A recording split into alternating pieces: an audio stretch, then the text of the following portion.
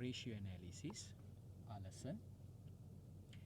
Ratio analysis is important topic in your syllabus because there will be mandatory questions in your examination paper, and the other important thing is you can easily get marks since this is not a complicated area, straightforward area, right?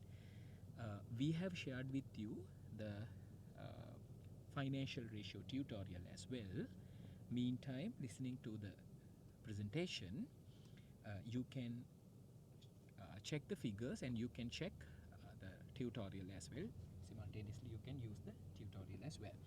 So we have given an illustrative question here. You can refer it, called Asia National Private Limited or Asia National Limited, the profit or loss and the statement of financial position we have been shared, given in this question. So based on these figures, we are going to calculate the ratios in the presentation, right? So when we calculate a ratio in the presentation, you can use the this tutorial and see how we take the figures to the ratio calculation, right? So we'll focus on the financial ratios. Financial ratios are primarily divided into 5 main categories. We call them profitability ratios, liquidity ratios, efficiency ratios, solvency ratios, and shareholders ratios. If we focus on the first letters of these 5, right, you can keep this as an abbreviation to keep as an easy reference to keep the ratios in mind. We call it please. This is not the same spellings that you come to the word please, but the pronunciation looks like please, so you can keep that word in mind, please. That is represent P for profitability, L for liquidity, E for efficiency, S for solvency, and S for the shareholders ratios, right? Now we'll look at one by one of these ratios. Profitability ratios, right? What it focus on the profitability ratios? Profitability ratios focus on companies' return on investments. That means owners of the organization invest money into the organization and they are expecting how much of a return they can earn from this money what they're investing, right? So there are different types of profitability ratios, right? Company invest money in inventories and the other assets, and we are looking what is the return that we can get from these investments, right? Those are the basic fundamental of the profitability ratios. Whatever the thing or whatever the investment you do, what is your return, right? Okay, so when we calculate these profitability ratios, you can see profit before taxation figure is very commonly be used as a figure to calculate these ratios, because profit before tax we are taking rather than taking the profit after tax, because profit before tax, from that we deduct the taxation and we get the profit after tax. Taxation is a statutory payment, right, which may be different from time to time depending on the government policies. And also this taxation figures may include the deferred tax figure also, which is an estimated amount. So because of these complexities in the taxation, we are ignoring the taxation figures, and for the calculation of these ratios we usually use the profit before tax as a benchmark. Other than that, the profit before interest tax, we call it PBIT, or some are calling it EBIT, is also very commonly used figure that we use when calculating the profitability ratios, right? So in your syllabus, these profitability ratios are also mainly subdivided into 6 categories, right? Called gross profit ratio, net profit ratio, operating profit ratio, return on capital employed ratio, or known as the ROCE, and return on asset ratio, and return on equity ratio, right? We'll look at one by one in detail. Meantime, you can refer your tutorial as well. In the tutorial, we have taken these figures, right? If you focus on to this the tutorial, you can see Asia National Limited statement of profit or loss for the year ended 31st March 2019. For 2019 and 2018, the figures have been given. And you can see revenue, cost of sales, gross profit, administrative expenses, operating profit, and interest figure is there. If you go to the note number 1, you can see what it include in the interest figure.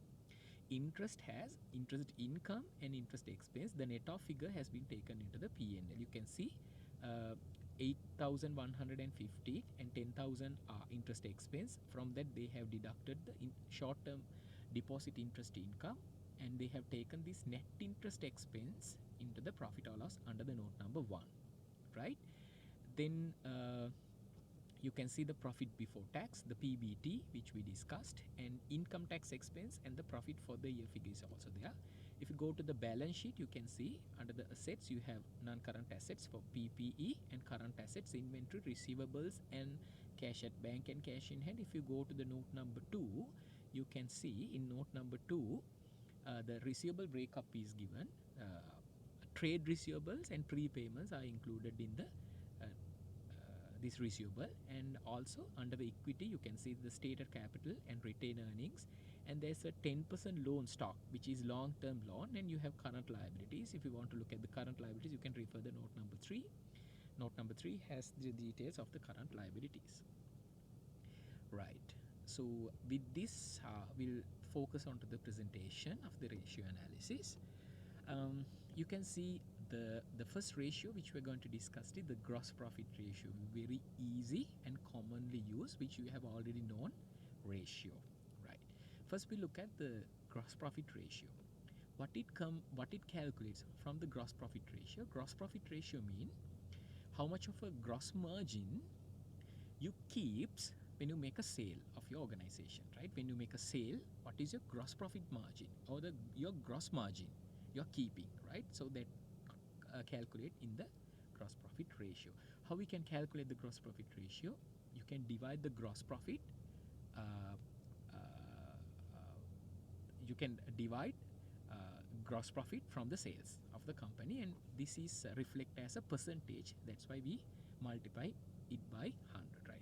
If you look at your tutorial, you can see the gross profit figure in 2019 is 692,968, and the sales figure or the revenue figure you can see 3,095,576, right? When you apply those figures, you can arrive 22.4% gross profit margin for 2019, and when you calculate that for 2018, you can take 22.5% gross profit margin. Basically the gross profit margin won't be vary from last year to this year in a large scale, because that will be a straightforward figure that we used across the years, maintained across the years, right? So you can see 22.5% in 2018 and 22.4% in 2019, right? So that is the gross profit ratio. It's easy. It's one of the profitability ratio. Calculate gross profit divided by the sales. The second ratio is the net profit ratio. In net profit ratio, we calculate what is the return that we are getting, or the net return after deducting all the other expenses, right? What are the net income? How much is our net income as a percentage of our sales, right? Which calculate net profit divided by the sales of 100. Sales and multiply that by 100, right? So you can see our company's net profit is 267,931 for 2019. That is divided by the sales of 3,095,576. So you can get the ratio 8.7% to 2019, and 2018 10.2%, right? When you look at this company, their net profit ratio has gone down. There may be some reasons. Maybe their sales seems to be increases, but their expenses has increased. So that may be the reason why the company is come up with the 8.7% net profit ratio in 2019, right? Okay, so we'll move to the next profitability ratio, that is operating profit ratio. What do you mean by the operating profit? Operating profit in the sense the main profit that you generated from your business. Say for an example, an entity or a company which is in the automobile industry, say they have a car sales. They are selling cars. That is their main business. Other than that, when it comes to the company's profit, you may include the other income also. Like when you put your excess money in a bank account, you are getting the interest income, right? Likewise, you have other ancillary income also.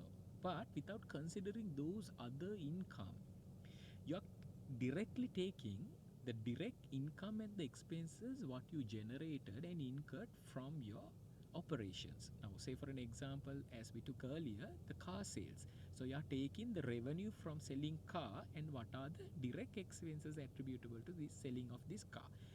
Based on that, you calculate a profit called the operating profit. That is the profit that you generated from your ordinary course of business, right? We consider that as a that figure we compare with the sales, and we are going to arrive a figure called the operating profit ratio, right? So operating profit ratio is calculating by operating profit divided by the sales, right? If you look at our example, you can see we have operating profit of 359 in 2019, and we compare that with the sales. So you can see the company's operating profit ratio comes 11.6% for 2019, and 2018 it's 12.8%. So in this company, which is a drop down around 1%. So that is the operating ratio, operating profit ratio, right? Okay, so far we discussed three ratios called gross profit ratio, that is gross profit divided by sales. Second one, we discussed the net profit ratio, that is net profit divided by sales. Third one, we discussed operating profit ratio, that is operating profit divided by sales. Those are easy to keep in mind, right? Remember, still we discussed the profitability ratios of an organization, right? Next one is return on capital employed ratio. This is very commonly used profitability ratio. Almost all the companies are calculating the return on capital employed, right? Look at your balance sheet. Now, if you look at this balance sheet, right, if you look at the balance sheets, you can see the assets and you can see the equity part of this, the equity and the liabilities part of your balance sheet. When you look at this organization, you can see owners have put their own money, 258,000. These figures are in rupees 1,000, in this case 258 million, but we'll consider that as 258,000, right? So the company owners has put 258,000 of their own money, and throughout the past years, by running the business, they have saved from their profit 651,899, which we know as the retained earnings. When you get the total of these, we call it the shareholders equity. That is, from this company, what are the portion belongs to the shareholders is reflected by this 909,000. That means shareholders has put their money 909,899 to run this business. Also, they have taken a bank loan of 100,000. They have taken a bank loan of 100,000 from outsiders. By putting these together, that means by putting the owner's capital of 909 and the borrowed money of 100,000, they have run this business, right? They have this is how the entity has finance for the organization, right? Owners have put 909,000 and debt holders, or called the outsiders, the borrowers, have put 100,000 to this company, right? From this total money, the company is running their business by investing in assets, maybe in the fixed assets and the other current assets, right? So when we look at the capital structure of this company, it has equity capital and the debt capital of 100,000 and equity capital of 909,000, right? Okay.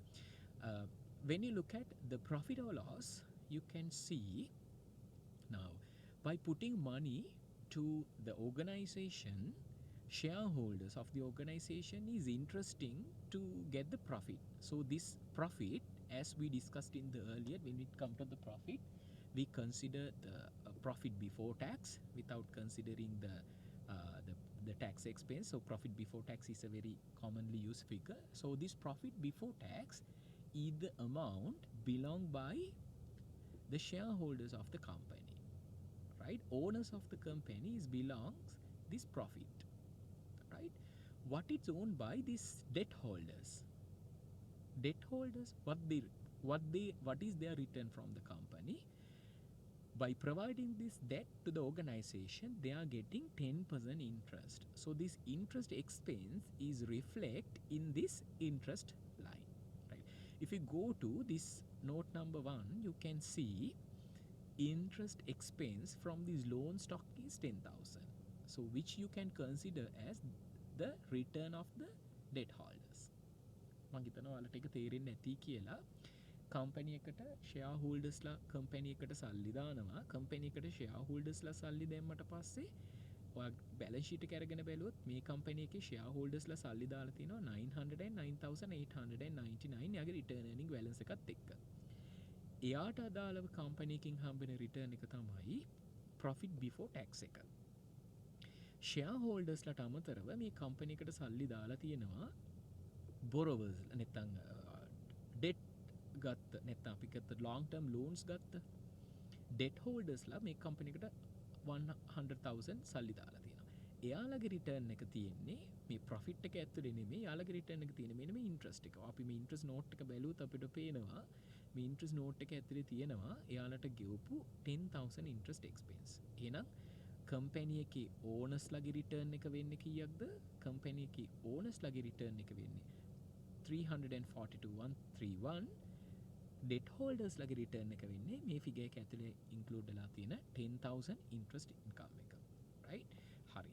දැන් අපි බලමු return on capital employed එකේ මොකක්ද අපි calculate කරන්නේ කියලා. return on capital employed එකේදී අපි calculate කරලා බලන්නේ what is the return earned by fund providers to the organization, capital providers to the organization.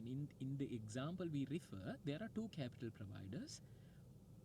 One is the owners, the other one is debt providers. Altogether, they have provided the capital, right? If you look at the ratio, how we calculate this ratio, right? As we discussed earlier, shareholders also have introduced money to the company. Then loan providers or the debt providers also have given profit or given funds to the organization, right? These both are the denominator shows the people who contributed money to the organization, right? You can see shareholders has put money and the debt holders also put some money, right? On numerator, you can see numerator reflect what is the return that they can get it, right? If you look at back to the tutorial, you can see you need to get the return of those shareholders and the debt providers. You want to take the profit before tax plus the interest. But there is no any particular figure in your financial statements to identify profit before tax and the interest. So you need to create such a figure, right? To reflect both the returns of the debt holders and the shareholders, you can create a profit figure called profit before interest and taxation. In this figure, profit before tax is belong by the shareholders, interest is bearing by these debt holders. So reflect both return, you calculated a figure called profit before interest and tax. Understood, right? Make question එකට අපි profit before interest tax එක හදාගන්නේ profit before tax එක අපි මෙතනින් ගන්නවා. මේක ඇතුලේ තියෙන 10,000 එක අපි collect consider කරනවා. එතකොට ඔයාගේ profit before tax එක ගන්න පුළුවන් 342,131 plus 10,000, right? මේක divide කරනවා shareholder equity එක 909,899. ඔයක ගත්ත balance sheet එකේ equity column එකෙන් මේ ගත්ත equity column එක plus එයාගේ debt column එක තියෙනවා 100,000. you take that as the denominator. එතකොට ඔයාට එනවා 34.9%. ඒ කියන්නේ මේ කම්පැනි එකට සල්ලි දාපු shareholders ලටයි debt holders ලටයි මේ කම්පැනි එකෙන් 35% return එකක් හම්බෙලා තියෙනවා. අපි උදාහරණයක් විදියට හිතමුකෝ ඔයාගේ අතේ තියෙනවා කියලා ලක්ෂයක් සල්ලි. ඔයාට පුළුවන් ওই සල්ලි ටික ගිහිල්ලා බෑන්ක් එක හරි ෆිනෑන්ස් කම්පැනි එකක හරි ෆික්ස් ඩිපොසිට් එකක් දාන්න. ඔයා බෑන්ක් එකට හරි ෆිනෑන්ස් කම්පැනි එකට ගියාට පස්සේ බෑන්ක් එකකින් කියනවා ඔයාට මේකට දෙන්න පුළුවන් 12% ඉන්ට්‍රස්ට් එකක්. නැත්තම් ෆිනෑන්ස් කම්පැනියට ගියොත් කියයි මේකට 15% රිටර්න් එකක් දෙන්න පුළුවන් කියලා. අන්න ඒ විදිහට අපි ගන්න රිටර්න් එක වගේම ඒ සල්ලි ටික මේ කම්පැනි එකට දැම්මොත් ෂෙයා හෝල්ඩර්ස්ලටයි ඩෙට් හෝල්ඩර්ස්ලටයි දෙන්නටම එකතු වෙලා මේ කම්පැනි එකෙන් 34.9% රිටර්න් එකක් හම්බෙලා තියෙනවා. ලාස්ට් ඉයර් බැලුවොත් ඒක 30.6%. ඒතර මේ කම්පැනි එක දිහා බැලුවොත් එහෙම මේ කම්පැනි එකේ ගිය අවුරුද්දට වඩා මේ අවුරුද්දේ return on capital employed එක ROCE එක improve වෙලා තියෙනවා. So the ROCE also one of the profitability ratio. Most of the time in your examination papers the ROCE ratio has been tested, right? So this is a very popular ratio that we use to calculate the profitability ratio, right? So far we have discussed about 4 ratios, and the next ratio is return on asset ratio. Return on asset ratio in the sense we calculate and see the ability of the company to generate profit from the total assets, right? It's straightforward. We check how much is our operating profit of the company compared to the total assets. So we want to see whether we have a good asset base to our organization which can create more profits. So when you apply the figures in our calculation, you can take the operating profit from the P&L.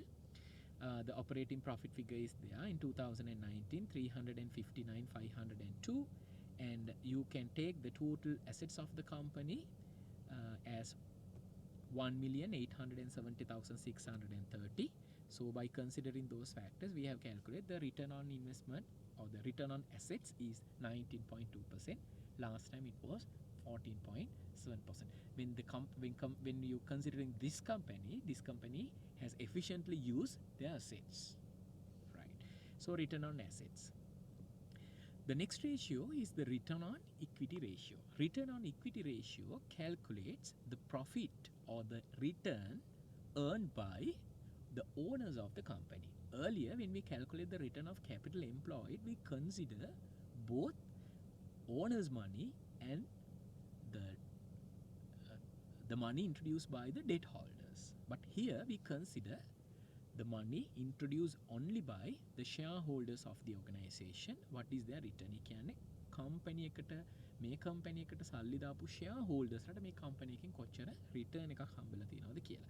So you can calculate it profit after tax and preference dividends divided by the shareholders equity. මෙතන profit after tax ඔයාලගේ මේ example එක අරගෙන බැලුවොත් මේ example එකේ balance sheet එක දිහා ඔයාලා බැලුවොත් මේ බැලන්ස් ෂීට් එකේ කිසිම ප්‍රෙෆරන්ස් ෂෙයා එකක් නැත්නම් වර්ණීය කොටස් නැහැ. මෙතන තියෙන්නේ ඕඩිනරි ෂෙයාර්ස් විතරයි. නැත්නම් සාමාන්‍ය කොටස් විතරයි මේ හරිය තියෙන්නේ. එහෙනම් මේ කම්පැනි එකේදී ප්‍රෙෆරන්ස් ෂෙයාර්ස් අපි කන්සිඩර් කරන්නේ නැහැ. අපි මෙතනදී ප්‍රෙෆරන්ස් ෂෙයාර්ස් විදිහට කන්සිඩර් කරන්නේ irredeemable preference shares. මොකද irredeemable preference shares වලට dividend ගෙවද්දී ඒ dividend එක අපි අඩු කරලා පෙන්නන්නේ changes in equity එකෙන්. එහෙනම් changes in equity එකෙන් අඩු කරන දේවල් profit එකෙන් අඩු වෙලා නැති නිසායි මෙතනදී කියන්නේ ඔයාගේ මේ කම්පැනි එකේ අපි ගත්තොත් මේ කම්පැනි එකේ හිතන්නකෝ මේ කම්පැනි එකේ ඉන්නවා කියලා preference shareholdersලා. preference shareholder කෙනෙක් irredeemable preference shareholder කෙනෙක් හිටියොත් එයාගේ ෂෙයාර්ස් ටික අපි කැටගරයිස් කරලා තියෙන මෙන්න මේ ඉක්විටි එක ඇතුලේ. එහෙම වුණොත් මේ ප්‍රොෆිට් එකෙන් මේ කම්පැනි එකේ තියෙන මෙතන මේ තියෙන ප්‍රොෆිට් එකෙන් ඒ ෂෙයා හෝල්ඩර්ස්ලාගේ ඩිවිඩන්ඩ් එකත් අඩු කරන්න ඕනේ. එතකොට තමයි හරියටම ඉතිරි වෙන්නේ ඕඩිනරි ෂෙයා හෝල්ඩර්ස්ලාට කොච්චරක ඩිවිඩන්ඩ් එකක් ඉතිරි වෙනවද කියලා. අන්නේ ඒ ඕඩිනරි ෂෙයා හෝල්ඩර්ස්ලාට කොච්චරක ප්‍රොෆිට් එකක් ඉතිරි වෙනවද කියලා. අන්නේ පෝෂන් එක තමයි අපි කන්සිඩර් කරන්නේ මෙන්න මෙතනදී profit after tax and preference dividends. ඒ කියන්නේ preference shareholdersලා ඉන්නවා නම් එයාලගේ dividend එකත් අයින් කරාට පස්සේ profit එක තමයි shareholdersලාට අයිති වෙන්නේ. ඒතර shareholders equity මේක අපි දීලා තියෙන example එකේ නම් preference shareholdersලා නැති හින්දා මේ total profit එකම අයිති වෙන්නේ company එකේ shareholdersලාට. ඒක තියෙනවා 2,67,931ක්. ඒක අපි divide කරනවා company එකේ ඉන්න shareholdersලාගේ equity එක තියෙන 9,09,899. Then you can calculate the return on equity ratio as 29.4% and 29%. එතකොට ඔයාලට පුළුවන් ගිය අවුරුද්දත් එක්ක බලද්දී මේ කම්පැනි එකේ ඉක්විටි ෂෙයාර්හෝල්ඩර්ස්ලාට 0.4ක රිටර්න් එකක් වැඩිපුර හම්බෙලා තියෙනවා. ඒ කියන්නේ මම ඉස්සෙල්ලා කිව්වා වගේ ඔයාගේ සල්ලි ටික ඔයාගේ ෆික්ස් ඩිපොසිට් එකක් දැම්මොත් එහෙම ඔයාට 15% රිටර්න් එකක් හම්බෙයි. හැබැයි මේ කම්පැනි දාපු හින්දා ඔයාට 29.4% රිටර්න් එකක් 2019 year එකේදී හම්බෙලා තියෙනවා. So that is basically the return on equity ratio says. In your syllabus, there is an alternative calculation for the return on equity is also given. There's another way to calculate this return on equity ratio. That is return on equity ratio you can calculate by multiplying the profit margin from the asset turnover ratio, which we have not discussed earlier. Asset turnover ratio.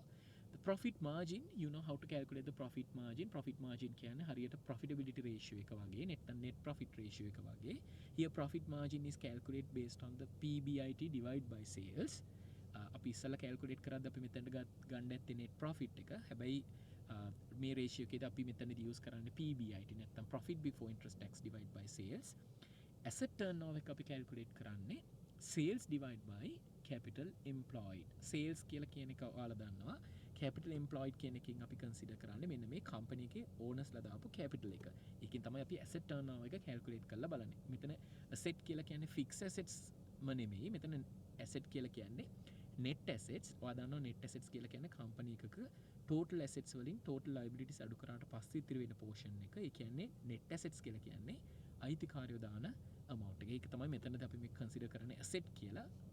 Should be net asset. එතකොට අපි කරන්නේ මේ net asset turnover එක හොයාගන්නේ sales divided by capital employed කියන එක.